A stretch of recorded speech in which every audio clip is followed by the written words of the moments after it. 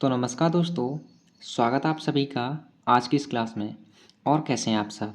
I hope आप सब अच्छे होंगे और अपनी तैयारी को अच्छे से ही कर रहे होंगे। और देखिए, करनी पड़ेगी तैयारी अच्छे से।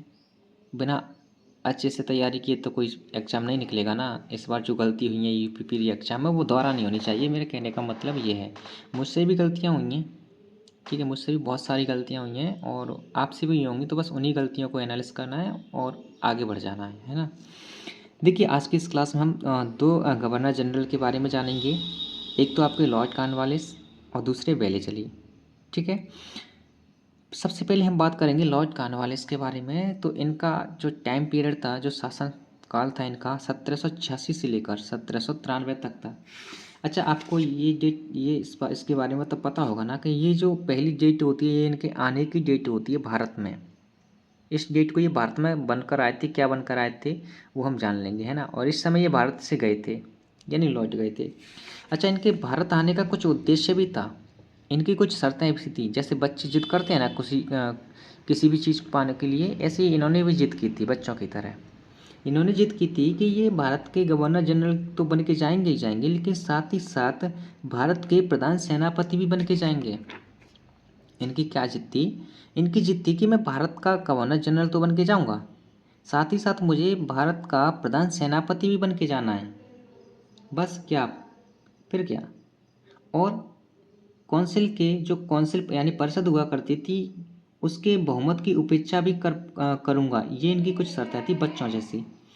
और बच्चों जैसी शर्तों को ही पार्लियामेंट ने, ब्रिटेन की जो पार्लियामेंट ने 1786 में एक एक्ट पास करके गवर्नर जनरल और सेनापति का एक पद नियुक्त कर दिया, इनकी छोटी सी जिद के कारण, बच्चों वाली जिद के कारण। और गवर्नर जनरल को ये अधिकार दे दिया गया कि विशेष परिस्थितियों में वह काउंसिल के बहुमत की उपेक्षा कर सकेगा। ये छोटी छोटी जिद पता नहीं क्या क्या परिवर्तन कर गई भारत में, है ना। तो आइए अब हम जानते हैं कि इनसे संबंधित कितने महत्वपूर्ण पॉइंट बन सकते हैं जो एग्जाम पॉइंट ऑफ व्यू से महत्वपूर्ण रहेंगे। देखिए, पहला इंपॉर्टेंट बिंदु है, भारतीय नागरिक सेवा का जनक कहा जाता है कॉर्नवालिस को। अगर आपसे पूछा जाए कि किस गवर्नर जनरल को भारतीय नागरिक सेवा का जनक कहा जाता है, तो आपका आंसर होगा इस कॉर्नवालिस को, बच्चों वाली जिद करने वाले को, ठीक है। कॉर्नवालिस को भारतीय नागरिक सेवा का जनक कहा जाता है। क्यों? क्योंकि इसने 21 अप्रैल 1993 में, यानी इसका जो जाने का टाइम था, उस समय भारतीय नागरिक सेवा की स्थापना की थी इसने। इसे ही आधुनिक पुलिस सेवा का जनक भी कहा जाता है। भारतीय नागरिक सेवा का जनक तो कहा ही जाता है, साथ ही साथ इसे आधुनिक पुलिस सेवा का जनक भी कहा जाता है। और ये पुलिस सेवा कैसी थी? तो नियमित थी। कैसी? नियमित। इसी ने स्थायी बंदोबस्त की स्थापना की थी, जिसे आप जमींदारी प्रथा भी कह सकते हैं, है ना। प्रश्न पूछा जाएगा कि किस गवर्नर जनरल ने या किस व्यक्ति ने स्थायी बंदोबस्त की स्थापना की थी या जमींदारी प्रथा की स्थापना की थी, तो आपका आंसर होगा कॉर्नवालिस ने। कब की थी? 1792 से 93 में। अच्छा, देखिए, इतिहास में कुछ कुछ घटनाएं ऐसी होती हैं, कुछ कुछ तिथियां ऐसी होती हैं जिनमें मतभेद रहता है, तो उन्हें लेकर परेशान मत होना। लेकिन हाँ, कुछ तिथियां फिक्स भी होती हैं, जैसे बक्सर का युद्ध है, पानीपत का युद्ध है, पानीपत का तृतीय युद्ध है, प्रथम युद्ध है, द्वितीय युद्ध है ना, आंग्ल मैसूर युद्ध वगैरह है ना।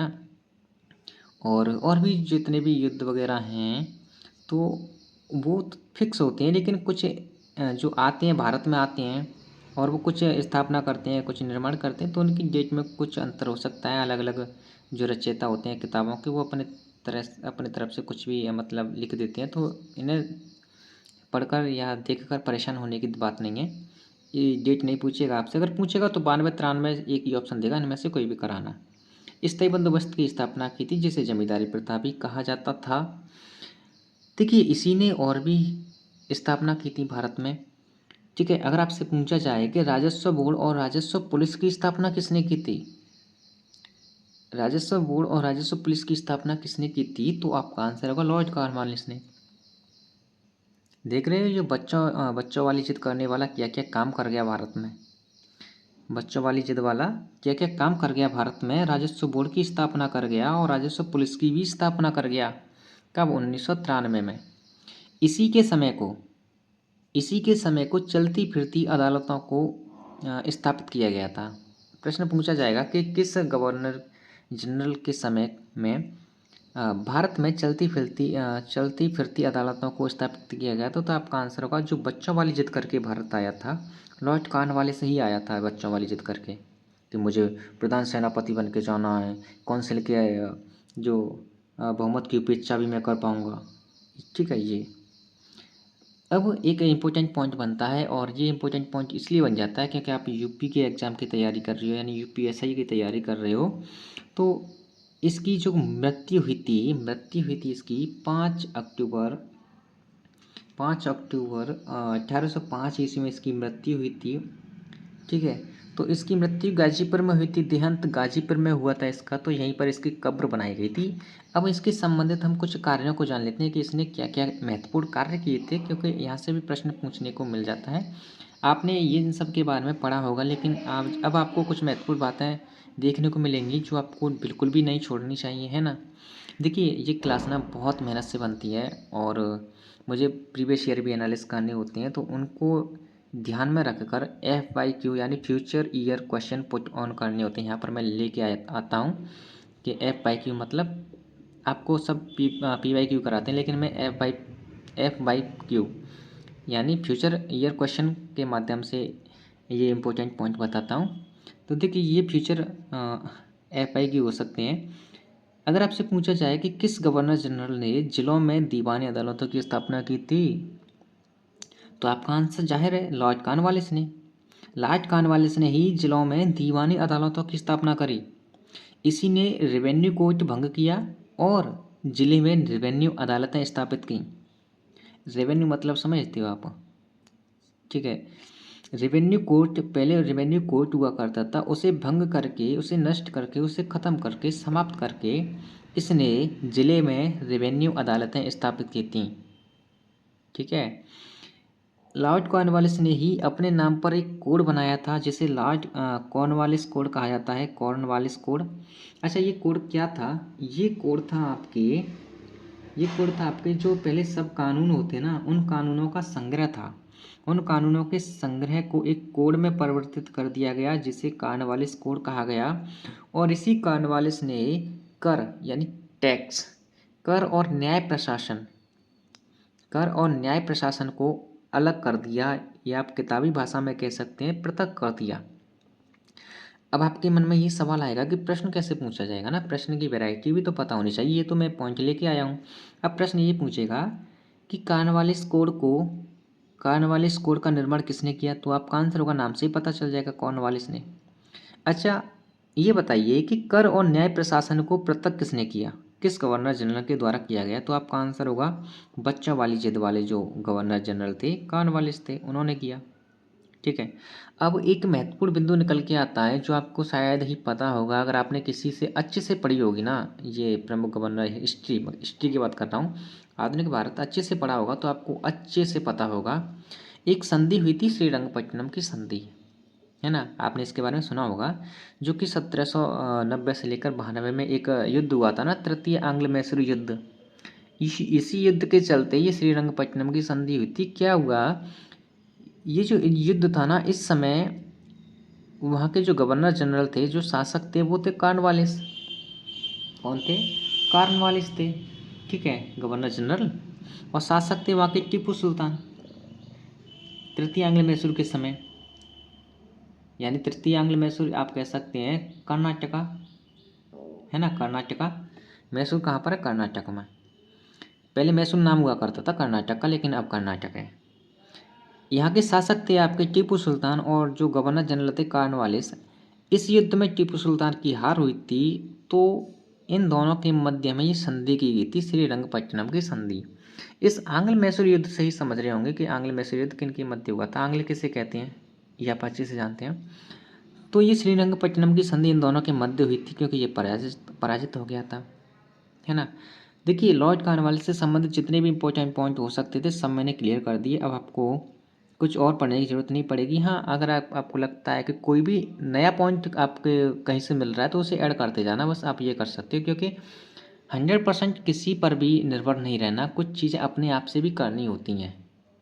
ठीक है। और हम गलती क्या करते हैं पता है, हम 100% सामने वाले पे भरोसा कर लेते हैं। 100% कभी भी नहीं करना चाहिए, मैं आपको अभी भी कह रहा हूँ, ठीक है।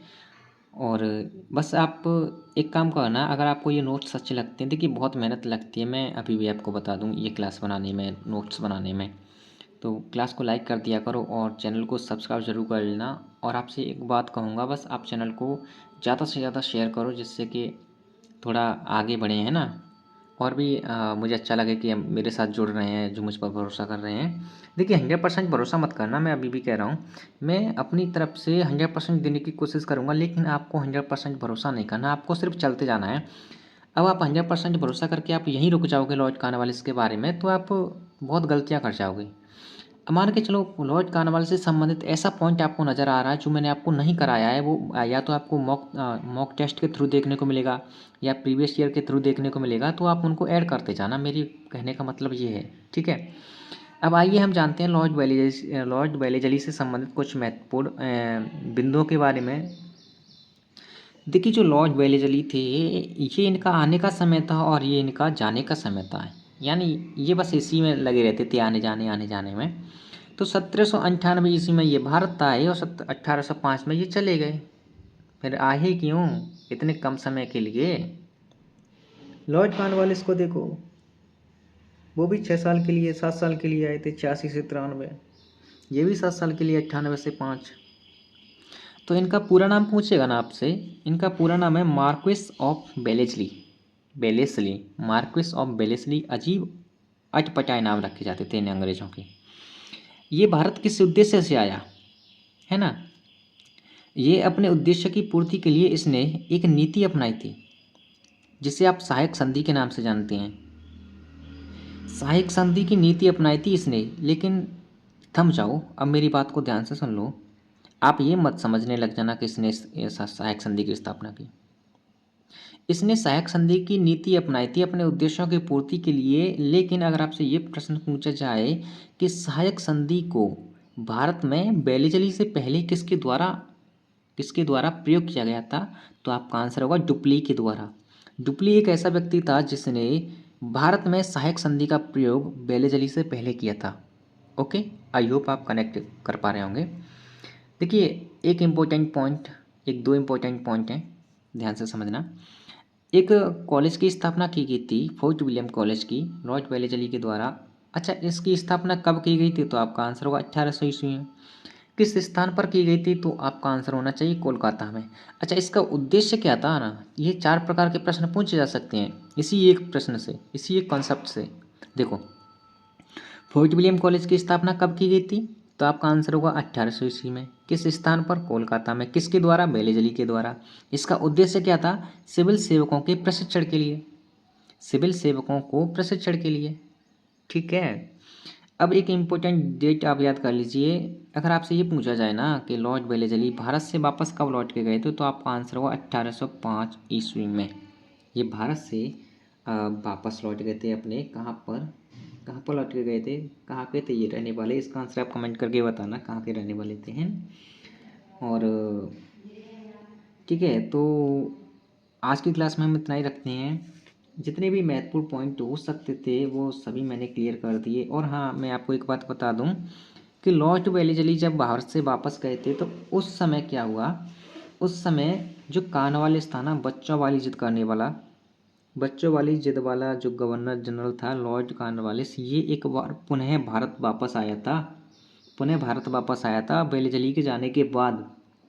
क्यों आया, क्योंकि ये बेलेजली की वैदेशिक नीति को परिवर्तित कर देना चाहता था। बेलेजली की वैदेशिक नीति को परिवर्तित कर देना चाहता था, लेकिन ऐसा हुआ नहीं। बच्चे कहाँ बड़ों की बातों को टाल सकते हैं, ऐसा हुआ नहीं। और इसका स्वास्थ्य, इसकी स्थिति खराब हो गई थी। तो 5 अक्टूबर 1805 को लॉर्ड कॉर्नवालिस का देहांत हो गया। कहाँ पर, गाजीपुर में, इसीलिए गाजीपुर में इसकी कब्र बनाई गई थी, ठीक है। आई होप आपको सब क्लियर हो गया होगा, ठीक है। तो चलिए मिलते हैं नेक्स्ट क्लास में। देखिए आपसे मेरी एक छोटी सी रिक्वेस्ट है, आपको नोट्स अच्छे लगते हैं, क्लास अच्छी लगती है, आपकी समझ में आता है, तो क्लास को शेयर कर दिया करो अपने दोस्तों के पास, ठीक है। ज़्यादा से ज़्यादा हमारे साथ जुड़ें बच्चे, और उन्हें कहीं और ना भटकना पड़े। फ्री में पूरा कंटेंट मिलेगा आपको, एकदम शानदार कंटेंट, आप बस भरोसा रखिए। ठीक है।